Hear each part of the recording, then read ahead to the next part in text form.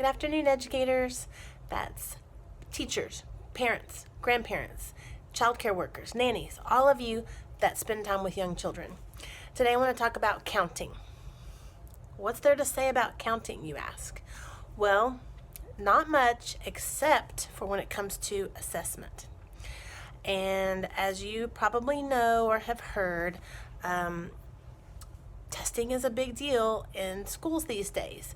And if your child or your student is in a public school, they're likely going to take a pretty significantly difficult test. Let's just say it how it is. It's just, it's crazy out there. So I want to give you a pointer on how to help your child. This is a strategy, yes, for counting. So you think, oh, on a test, counting, what's the big deal? Well, you hope it would look something like this, right? Like counting up to 20 or so. But you'll see that these are in nice, neat rows. And if they're learning to read, they'll probably count left to right. And then they have multiple choice to circle the correct answer. Okay, that's fair, right? However, what they will likely encounter, and maybe not in the beginning, and hopefully they will have had some practice doing the other, but what they'll likely encounter is something more like this. And I'm having to just guess to see if you can see this. Let me make sure you can. Oh gosh, I don't know if you can see that. Can you see that? Okay. It's going to look something more like this in some cases, and then they have to write the number.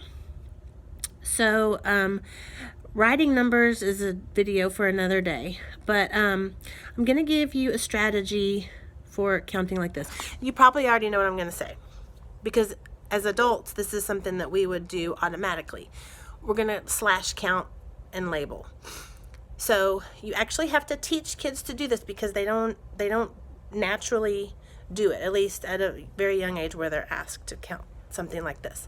So you actually teach them to slash them out, and oftentimes they're not necessarily these nice neat circles. Sometimes they're cars or rabbits or butterflies or stars or something, and they're filled in. So you have to explain to them, when you slash it out, make sure you can see the slash, or you might count it twice. Here's what I'm talking about. Okay, I hope you can see this. I'm just gonna hold my breath and hope that you can see this. Okay, so slash counting. 1, 2, 3, 4, 5, 6, 7, 8, 9, 10, 11, 12, 13, and label. Okay.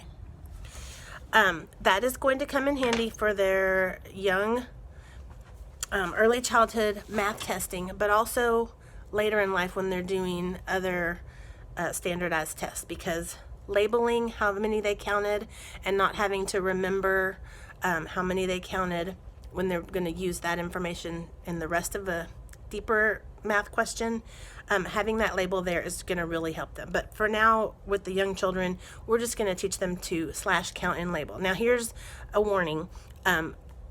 When I was teaching, we called it slash, count, and label. I just came up with that because that's what made sense to me. If your child is in school, in a public school or a private school or wherever they go, they might call it something else, and so definitely use the language that they're given for something like this. But if they're not told to do this, this is very helpful. Now again, when you have to teach them how to do this, and you have to remind them that they need to be able to see that slash, or they might end up counting it twice or skipping one, and then you've miscounted, and then you're off track for the rest of whatever the math question is. So one way you can practice this is to make your own. And I'm going to show you something I found online, and I'm not actually supposed to transmit this in any form, but I'm going to tell you that I'm not emailing it to you. I'm not even going to leave it on long enough for you to snap a screenshot or anything. So I'm being fair about this. And I'm also going to tell you that it's from stayathomeeducator.com. I don't remember how long ago I got this, but I'm just going to show you so that you can see what's out there for you.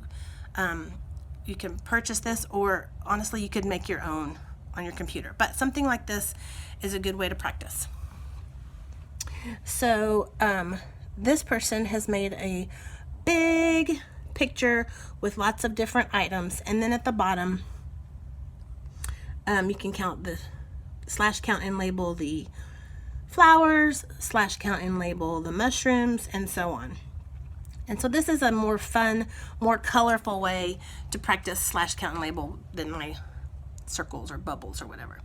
But it is a test-taking strategy, and teachers hate to spend time teaching to the test. However, I don't think it's really a waste of time, because it's also a life skill. Like I said, you and I would do that if we had to count a bunch of things on a paper. We would probably naturally go about having some sort of strategy to not count things twice and to not leave any out. So try it.